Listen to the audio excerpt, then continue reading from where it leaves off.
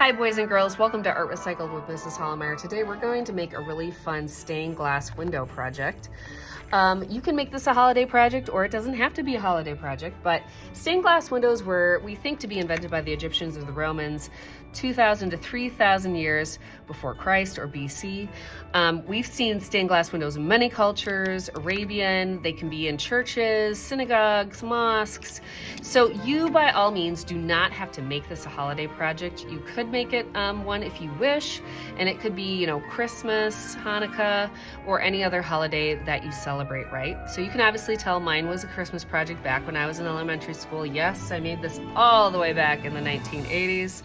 And so today I'm gonna bring some of that retro back by showing you how it is made.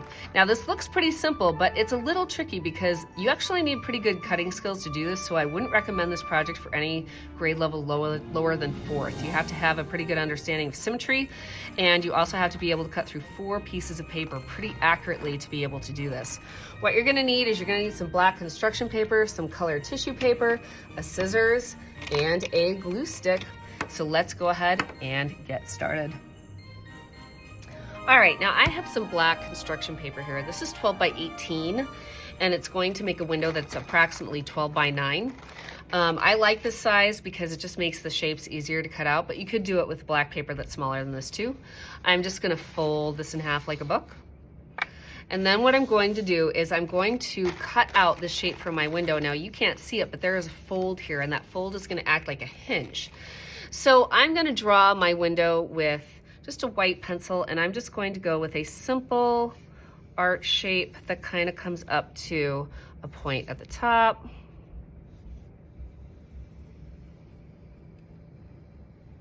Trying to get it symmetrical, but as you can see, it's hard even for me. So now I'm going to go ahead and cut this out. All right, there I have my simple window shape, and as you can see, it will open like this. So now what I'm going to do is I'm going to fold it down the center. So I'm going to take this, fold it over, and if I really want to even out that symmetry even more, I could. I mean, I could take this and kind of trim that like that, right? And now this time I'm going to leave it folded, even though I'm going to open it to show you my more symmetrical cut. There we go. And now I'm going to imagine these shapes with a line of symmetry. So my vertical line of symmetry is splitting that evergreen tree in half, right? So now what I'm going to cut on this fold is half of the evergreen tree. So in other words, and I would actually recommend not drawing these things out beforehand, because a lot of times when people draw them out beforehand, they think that they have to commit to cutting on those lines. And if you draw too small, that actually gets really tricky, and you're cutting through 4 pieces of paper here. So I'm purposely going to draw large.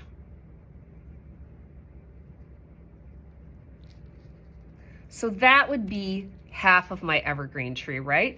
You do that for the candle, half of the bell, half of the snowman, or whatever it is that you want to do. And by the way, you don't have to do any recognizable shape at all if you don't want to. It could just be something like this, where it's totally an abstract shape. And if that's what's easy for you, hey, that works. So I'm going to take this and I'm going to cut out my evergreen tree. Now you can see when I open it, I have a hole through both pieces of paper in that tree shape. So now I'm going to go ahead and cut out some other shapes down this vertical fold. Okay, so I'm going to give you a good look at the shapes I cut out. I cut out half of a heart and half of a 5-pointed star. I'm going to open it up. Ooh, yeah, there you go. See, looks like that, right? So now what I'm going to do is if I want shapes here on the sides, I'm going to do the same thing. I'm just going to move the fold over. So now my vertical fold is going to be here. I'm going to fold it over,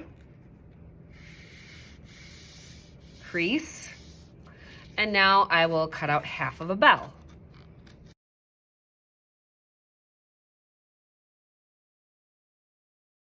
So there you can see I have my bell shape. I did a candle. Again, if I fold it like this, you can see what half of the shape looks like with that line of symmetry in there.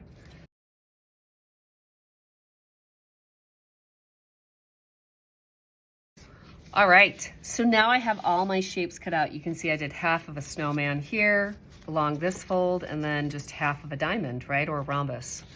So now what I'm going to do is I'm going to open this back up like a book again. Whoop. And now I'm going to insert my colored tissue paper. So let's say I want this heart to be red. I don't have to cut the tissue paper out exactly like the shape of a heart. All we have to know is that when we shut this, we can't see it anywhere outside of the edges, and we can't see it going into another shape unless we want it to. So now I'm going to take my glue stick and I'm going to go around these shapes and cut my tissue papers the correct size and just kind of piece even some different colors together depending on what I want. So as you can see, I want this heart all red, but if I were going to do my evergreen tree, I would do part of it green and part of it brown, right? And I would just match those straight lines up there. So now you're gonna see me fill this.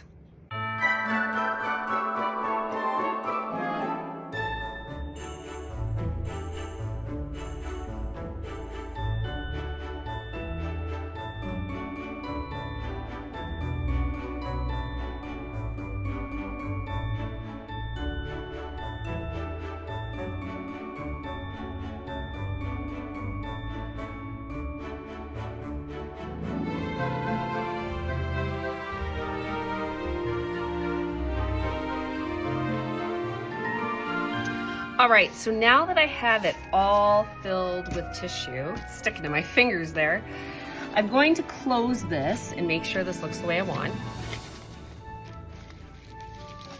Yeah, it does. So now I'm going to take my glue stick and I'm actually going to put it all over this side, the side with no tissue, because if you try to put it on the side with the tissue, that tissue is just gonna move on you.